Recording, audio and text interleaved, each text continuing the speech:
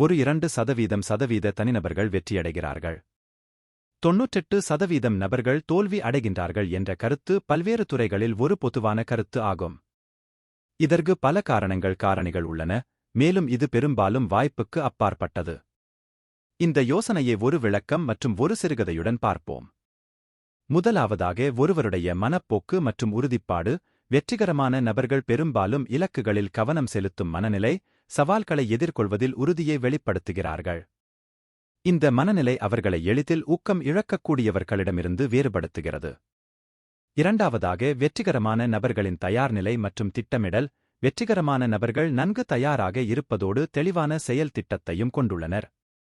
அவர்கள் தங்கள் திறமைகளை வளர்த்துக் கொள்ளவும், அறிவைப் பெறவும், வெற்றிக்கான உத்திகளை வகுக்கவும் நேரத்தையும் முயற்சியையும் செலவிடுகிறார்கள். மூன்றாவதாக, சூழ்நிலைக்கு பொருந்தக்கூடிய தன்மை. மாறிவரும் சூழ்நிலைகளுக்கு ஏற்றவாறு செயல்படும் திறன் வெற்றிக்கு முக்கியமானது. கருத்து மற்றும் வளரும் சூழ்நிலைகளின் அடிப்படையில் தங்கள் அணுகுமுறையை சரிசெய்யக்கூடியவர்கள் சவால்களை திறம்பட வழிநடத்த அதிக வாய்ப்புகள் உள்ளன. நான்காவது, ரிஸ்க் எடுத்தல் மற்றும் புதுமை புகுத்துவது. வெற்றி என்பது பெரும்பாலும் அபாயங்களையும் புதுமைகளையும் எதிர்பார்த்து செயல்புரிவது. தங்களின் தகுதிக்கு மேலே சென்று புதிய யோசனைகளை ஆராய விரும்பும் நபர்கள் வெற்றியை அடைவதற்கான அதிக வாய்ப்பு உள்ளது. 2% வெற்றி பெறுபவர்களுக்கும் 98% தோல்வி அடைபவர்கள் பற்றியும் சிறுகதை. ஒரு சிறிய நகரத்தில் அலெக்ஸ் மற்றும் விமல் என்ற 2 ஆர்வமுள்ள இளைய தொழில்முனைவோர் இருந்தனர். இருவருக்குமே சொந்த தொழில் தொடங்க வேண்டும் என்ற கனவு இருந்தது. அவர்கள் ஒரே தொழில் முனைவோர் வகுப்பில் கலந்து கொண்டனர், அதேபோன்ற கல்வியைப் பெற்றனர். அவர்கள் தங்களுக்கான விருப்பமுள்ள தொழிலை தொடங்கிய போது, அலெக்ஸ் ஒரு குறிப்பிடத்தக்க அளவிலான உறுதிப்பாடு மற்றும் தகவமைப்புத் திறனை வெளிப்படுத்தினார். பின்னடைவை எதிர்கொண்டபோது, அலெக்ஸ் அவற்றைக் கற்றுக்கொள்ளவும், கற்றுக்கொண்டதை தொழிலில் இணைக்கவும் செய்தார். அலெக்ஸ் புதிய உத்திகளை முயற்சிக்கவும், வழிகாட்டுதலைத் தேடவும், சந்தைப் போக்குகளின் அடிப்படையில் வணிகத் திட்டங்களைச் சரிசெய்யவும் தயாராக இருந்தார்.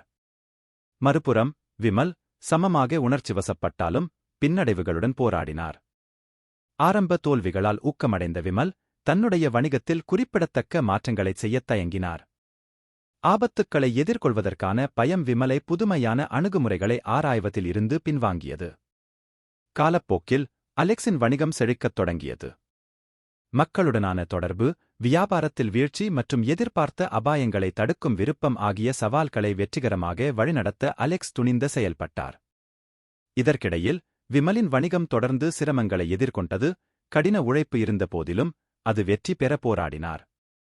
மனப்பான்மை, தகவமைப்பு மற்றும் ஆபத்து எடுத்தல் ஆகியவற்றில் உள்ள வேறுபாடுகள் ஒரே மாதிரியான இலக்குகளைத் தொடரும் இருநபர்களின் விளைவுகளை எவ்வாறு கணிசமாக பாதிக்கலாம் என்பதை கதை விளக்குகிறது. ஆகவே வெற்றி பெறும் 2% நபர்கள் பெரும்பாலும் இந்தப் பண்புகளை உள்ளடக்கி, இத்தகைய குணங்களை வளர்ப்பதில் அக்கறை காட்டுகின்றார்கள். ஆகவே சவால்களை எதிர்கொள்ள முடியாத 98% நபர்களிடமிருந்து அவர்கள் வேறுபடுகின்றனர்.